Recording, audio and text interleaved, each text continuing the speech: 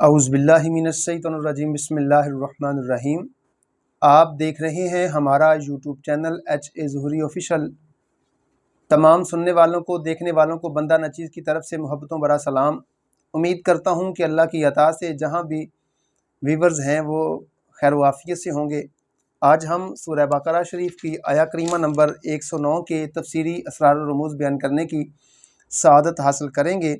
اس سے پہلے کہ ویڈیو شروع کریں، جن دوستوں نے ابھی تک ہمارے چینل کو لائک نہیں کیا، سبسکرائب نہیں کیا، وہ چینل کو لائک کر لیں، سبسکرائب کر لیں تاکہ ہمارا محبتوں بڑا رشتہ آپ سے جڑا رہے۔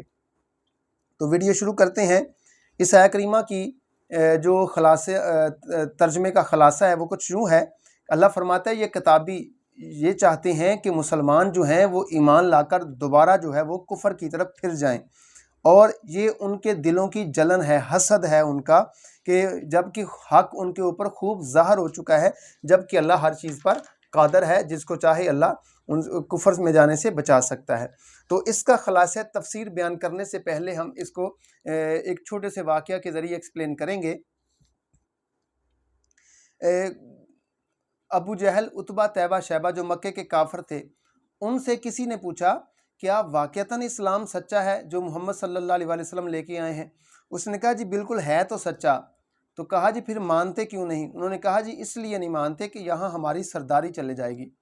تو پتہ یہ چلا کہ وہ سمجھتے تھے، وہ جانتے تھے کہ اسلام جو ہے وہ سچا ہے، لیکن اپنی چدراہٹ، سرداری کی وجہ سے وہ اسلام قبول نہیں کر پائے۔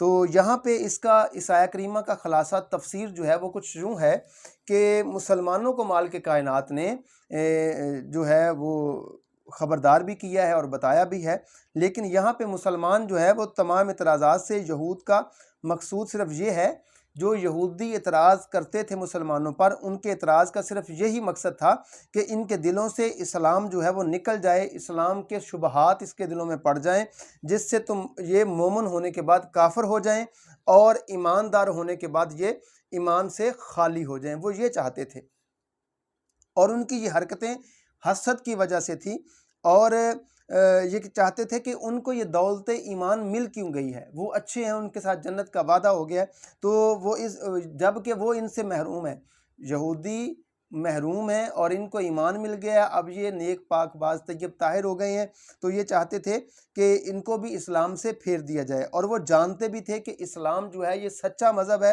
سچا مذہب ہے، کھرا مذہب ہے، اور وہ جھوٹے ہیں، مگر ان کی بیہودہ حرکتوں سے وہ اللہ تعالیٰ فرما رہا ہے کہ طیش میں نہ آ جانا، جنگ نہ کرنا، کیونکہ اگر تم نے فوراً جواب دے دیا تو وہ یہ سمجھیں گے کہ مسلمان جو ہے بد اخلاق ہیں، خون خوار ہیں، تو جو ہے یہ لڑنے والے ہیں، تو محبت اور صلح سے کسی کو اپنی طرف مائل نہیں کر پائیں گے پھر یہ۔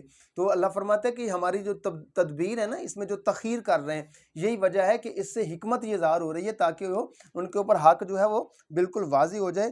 پھر جب اللہ تعالیٰ کا حکم ہوگا تو پھر جا کے ان کے ساتھ ہم لڑیں گے، کیونکہ جب تک فصل جو ہے پک کے تیار ہو کے جو ہے وہ گھر نہیں آ جاتی، کسان کو یوں ہی فکر لگی رہتی ہے۔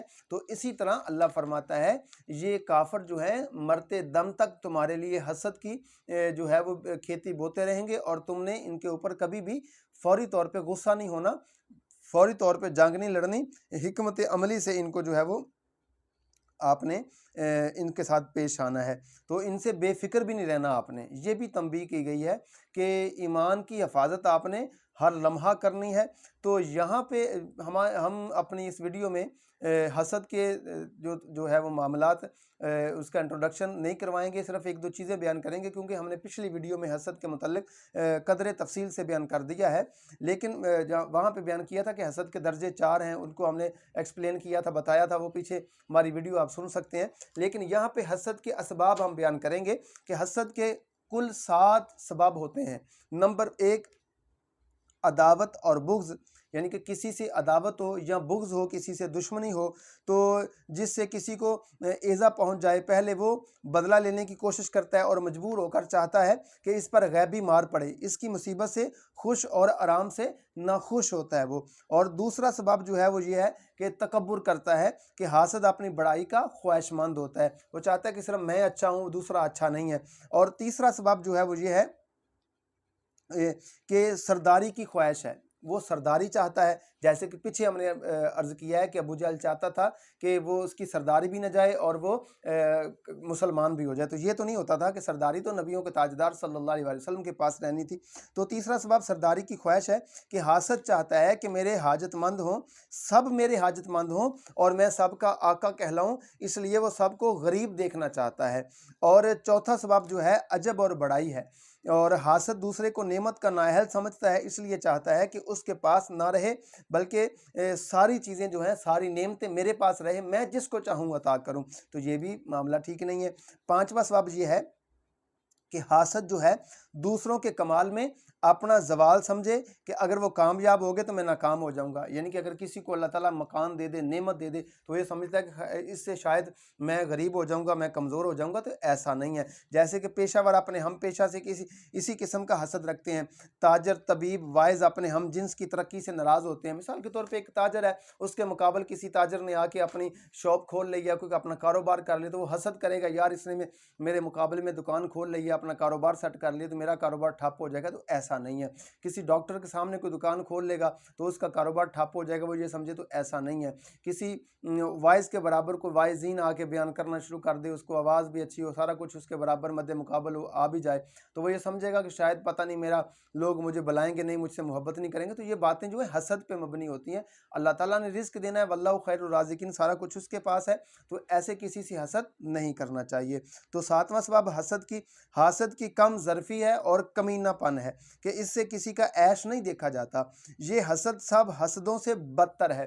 جو بندہ یہ چاہتا ہے نا، کوئی بندہ برابر نہ آئے ہمارے، جو ہے یہ مجھ سے نیچا ہی رہے، میرے برابر نہ آ جائے، تو میں اس میں آپ ایڈ کرنا چاہتا ہوں، دو ہستیاں ایسی ہیں جو حسد نہیں کرتی، ایک استاد، ایک والدین۔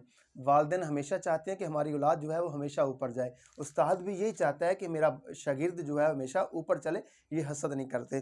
تو باقی جو ہے تقریباً سارے معاملے میں حسد پایا جاتا ہے۔ اللہ پاک ہر قسم کے حسد سے اللہ تعالیٰ ہمیں محفوظ رکھے۔ لیکن یہاں پہ جو خلاصہ تفسیر بیان کرنے کے بعد ہم صوفیہ کرام کا اس میں جو ہے وہ ہمیں انہوں نے بیان فرمایا ہے، اس میں اسرار و رموز وہ یہ ہیں، ان کو مثال دیے، کہتے ہیں کہ جو گوشت ہوتا ہے نا، گوشت، اس کا ہر بندہ دشمن ہوتا ہے، ہر مخلوق اس کی دشمن ہوتی ہے، چاہے درندے ہو، پرندے ہو، چرند ہوں، جانور ہوں، سبھی اس کی طاق میں رہتے ہیں۔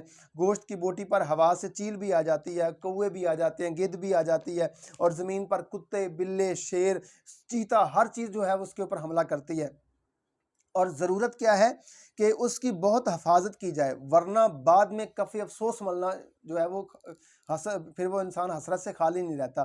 مگر حقیقت یہ ہے کہ ایمان کے بیرونی اور اندرونی دشمن بہت ہیں۔ صوفیہ فرماتے ہیں کہ ایمان کے اندرونی بیرونی دشمن بہت سارے ہیں۔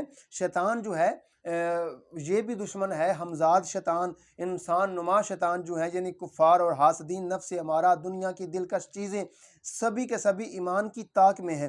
مگر ایمان کی حفاظت جو ہے اس کی بھی ایک کمپنی ہے جو اللہ کے فضل سے اس دولت کو منزل مقصود تک پہنچانے کا کام جو ہے وہ میسر لیتی ہے، کام لیتی ہے۔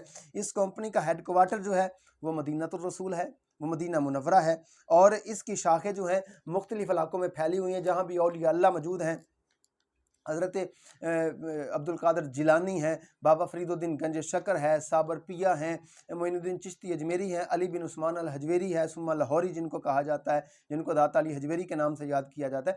ایسے یہ بزرگ جو ہیں، یہ سمجھ لیں کہ یہ ان کے چھوٹی چھوٹی شاخیں ہیں ایمان والوں کو بچانے کے لیے۔ وہ اللہ بھی فرما رہے ہیں نا کہ اپنا تعلق جو ہے، اپنی وابستگی جو ہے وہ اللہ والوں کے ساتھ لگا لیں، اپنا اوڑھنا بچھونا جو ہے ان کے ساتھ انسان لگا لے، تو پھر شیطان کے عملوں سے انسان محفوظ رہتا ہے۔ تو مسلمان کو چاہیے کہ اپنا تعلق ایسے لوگوں کے ساتھ لگا لے جن کی اللہ سے لو لگی ہوتی ہے، جن کی پرواز شیطان کے حملوں سے اونچی ہوتی ہے۔ اگر انسان ایسے اپنے آپ کو کسی کے ساتھ لگا لے گا تو پھر شیطان ان کے اوپر حملہ نہیں کرتے، کیونکہ ان کے پاس ایسے طریقے ہوتے ہیں، ایسے اللہ تعالیٰ کو راضی کرنے کے طریقے ہوتے ہیں، اللہ ان سے راضی ہو جاتا ہے۔ جب اللہ راضی ہو جاتا ہے تو شیطان کے حملوں سے انسان محفوظ ہو جاتا ہے۔ تو ہمیں آج کے سبق میں سبق یہ ملتا ہے کہ حسد سے انسان محفوظ رہے، حاسدین سے محفوظ رہے، شیطانوں سے محفوظ رہے، شیطان نما انسانوں سے محفوظ رہے۔ تو اس کا طریقہ کار یہی ہے کہ انسان جو ہے اپنے آپ کو کہ ان لوگوں کے ساتھ وابستگی جو ہے انسان اپنے لگا لے جن کی پرواز شیطان کے حملوں سے اونچی ہے۔ تو پھر ہمیں چاہیے کہ ہمارا تعلق اگر ان سے وابستہ ہو جائے تو پھر اللہ تعالیٰ ہمیں منزل مقصود تک پہنچا دے گا۔ تو مزید ہماری ویڈیو دیکھنے کے لیے ہمارے چینل کو لائک کریں، سبسکرائب کر لیں۔